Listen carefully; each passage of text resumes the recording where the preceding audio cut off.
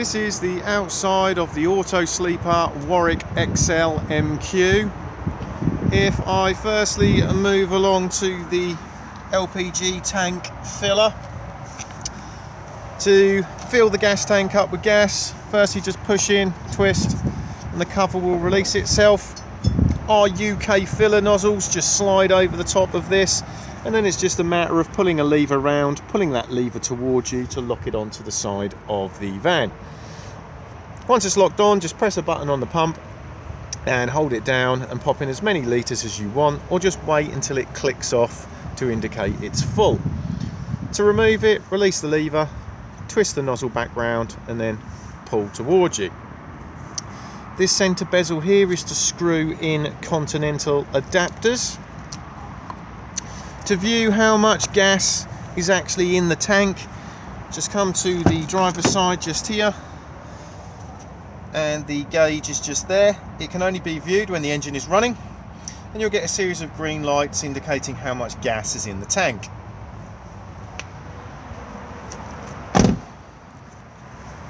Thetford cassette toilet just here. To remove the cassette, just lift the blue lever and pull towards you. Before use, remove the cap and add your toilet chemical with a small amount of water. This is also where it empties from.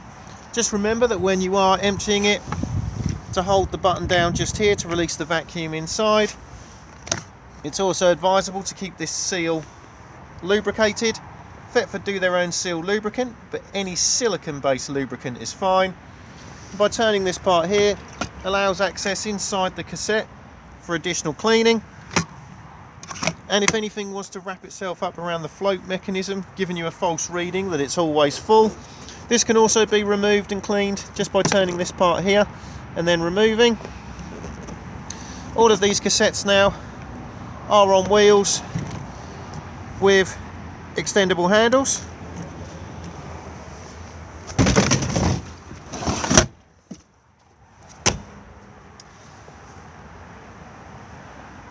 Gas emergency control cut-off point just underneath the van, and it's just located at that section just there. Just take the faceplate off, and then sitting beneath that, here's a brass knob that you would usually find on the top of a propane bottle. Just literally turn it to isolate the gas tank.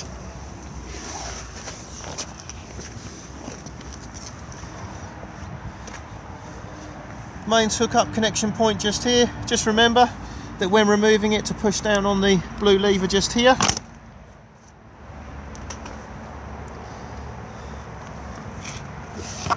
External TV and satellite points just here, and then tucked just here is the fresh water tank drain.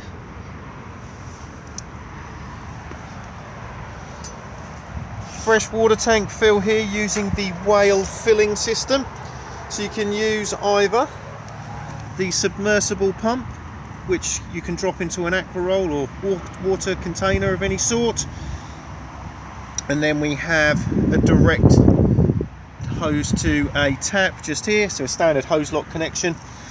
Both the submersible and the hose have the same connection points to the van.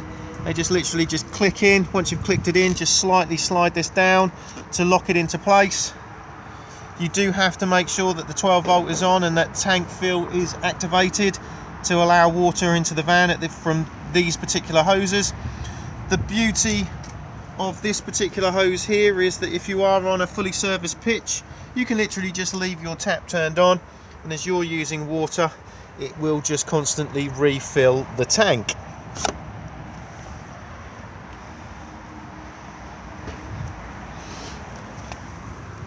Flue for the space heater and flue for the boiler just here. Just make sure that nothing is obstructing them. And then the spare wheel just sits here. In the jack and wheel brace kit, there's a bar that locates where my finger is. Attach the brace to it, and then you can wind it down. there is an air line attached to this spare wheel, and the valve is literally just here. So you can check the tyre pressure and top it up if required without having to drop the spare wheel.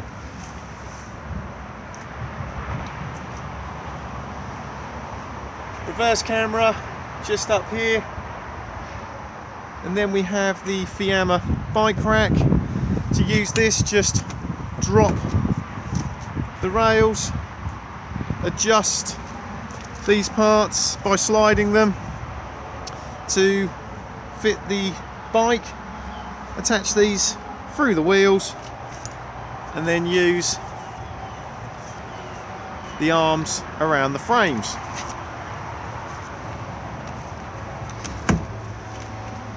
Rear entry just here. Do make sure that you do not open this door any further than what you are at the moment to avoid denting the side of the van.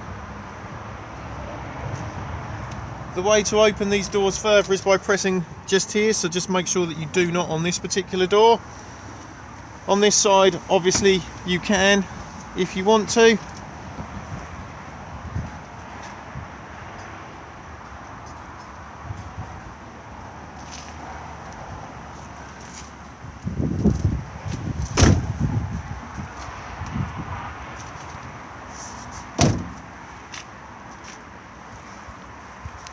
Barbecue point just here. As you can see, the actual adapter itself is still attached on a cable tie. So attach the hose of the barbecue to this rib section just here and secure it with a Jubilee clip, and then this end here would plug in where my finger is, locks into place, and then allows you to turn the gas on. To remove it, just push on the collar, push it up, and it will then release itself.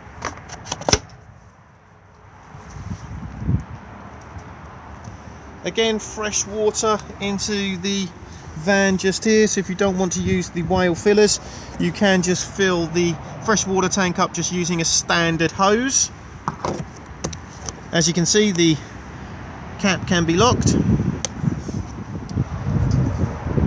Both vents for the Thetford fridge freezer. As this is a fully winterized van, it does come with winter covers for the fridge. To use these, just start at the bottom, hook it on, and then just clip it into place, and then do exactly the same with the other vent. This will then allow the fridge to only vent from the bottom just here and at the very top, thus holding some heat in and making it run more efficiently in cold climate. Obviously in the warmer months of the year, make sure they are removed, or otherwise the fridge will just overheat and not work. These are also very handy to keep on when the motorhome is in storage and when you are washing it.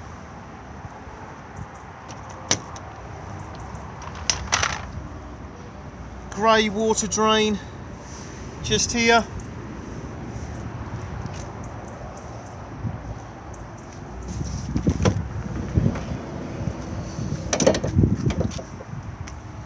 Step switch just here. The step will automatically put itself away when you start the engine as well.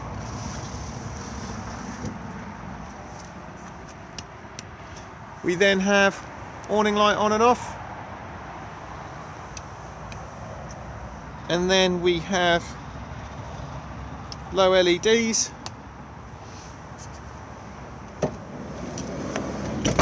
Again, if I now just go underneath the van again, you can see the regulator just here off the gas tank. Obviously for safety reasons, this runs a crash regulator. So in the event of any accident, the gas is automatically cut off. These can also be sometimes triggered if you go over a bump quite violently. So if you're not getting any gas into the van, just come to where my finger is here, and on the very end there's a button that you just need to hold in for about 3 or 4 seconds to reset it. Again, we can see that faceplate just there, and you just unhook it from the bottom, take it off to isolate the gas tank.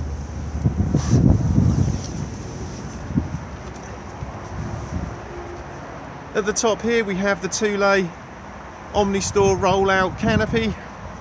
To roll this out, take the Canopy winding handle and just insert it into this point just here, and then begin to wind the Canopy out.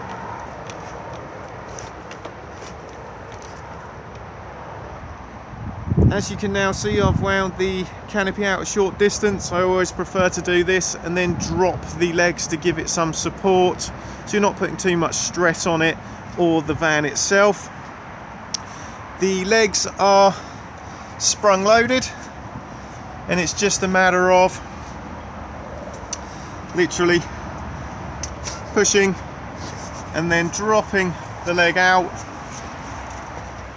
dropping the leg to the ground, getting the canopy at the height you require, and then just locking the leg into place by just folding up the grey lever. We'll now do exactly the same again with the other leg.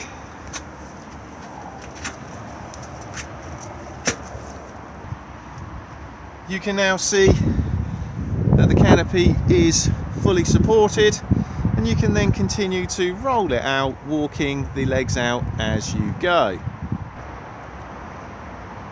With the canopy fully wound out, you then have these arms that can then pop across and lock into place to give it some more support. Never use the canopy in high winds, as it does run the risk of being flipped over the top of the van. And if you have to put it away wet, always get it out and dried as soon as possible to stop it from going smelly. When it comes to popping the canopy away, obviously make sure that these are popped back and are secure, and then begin to wind the canopy back in to roughly where we dropped the legs before. Pop the legs away, continue to roll it back until it will not roll in any further. The canopy handle does have a tendency of getting stuck in like it is at the moment. Just push it in, twist it round, and then it will release itself. Diesel fill just here, and the cap unlocks on the ignition key, and we have AdBlue top up underneath it. It will let you know on the dashboard when your AdBlue needs topping up. Tyre pressures just on the door pillar just here, and then underneath the passenger seat you will find the jack and wheel brace kit. Vehicle battery underneath the floor of the cab just here, and then we have bonnet release just here. The van is set up with rear air suspension, so there's airbags. They look like this, and they can be pumped up to different pressures just depending on how much load you have in the van, and it's more down to personal comfort. They are pumped up and deflated just on the valves just here, and anywhere really in the green is acceptable. Do not touch these are set up by the workshop.